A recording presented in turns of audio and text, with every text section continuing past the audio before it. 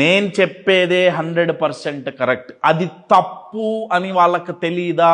తప్పు అని వాళ్ళకి తెలిసినా సరే వాళ్ళు గొప్ప అన్న ఫీలింగ్ లో ఉండాలి. కాబట్టి మేము తప్పు అని వాళ్ళు ఒప్పుకోరు.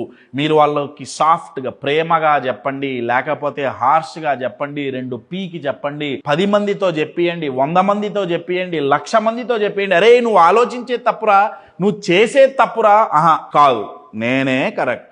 తెలుగులో ఒక సామెత ఉంది, తాబట్టిన కుందేలుకి 3 కాళ్ళు అన్నట్టు. వాడెవడో కుందేలు పట్టుకొని వచ్చేట, దానికి 3 కాళ్ళు ఉన్నాయి. సో వాడేమంటాడంటే అన్ని కుందేళ్ళకి 3 కాళ్ళే ఉంటాయి, నేను చెప్పిందే కరెక్ట్.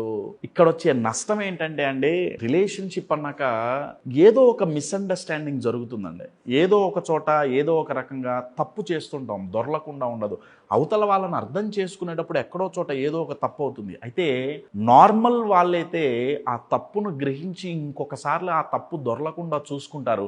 తద్వారా రిలేషన్షిప్ బెటర్ అవుతుంది. కానీ నార్సిస్టిక్ వాళ్ళు ఏంటంటే నేను కరెక్టే అంటే వాళ్ళ దృష్టిలో వాళ్ళు ఎప్పుడూ తప్పు చేయరు. 100% ప్రతి క్షణం వాళ్ళు ఏది చేసినా కరెక్టే. మరి రిలేషన్షిప్లో మిస్అండర్స్టాండింగ్ వచ్చినప్పుడు ఒక వ్యక్తి నాదే కరెక్ట్ అంటున్నప్పుడు ఇండైరెక్ట్గా ఏం చెప్తున్నాడు? ఎప్పుడూ నువ్వే తప్పు చేస్తున్నావు, అవునా కదా? అంటే అవతల వ్యక్తికి ఎంత టార్చర్ అండి.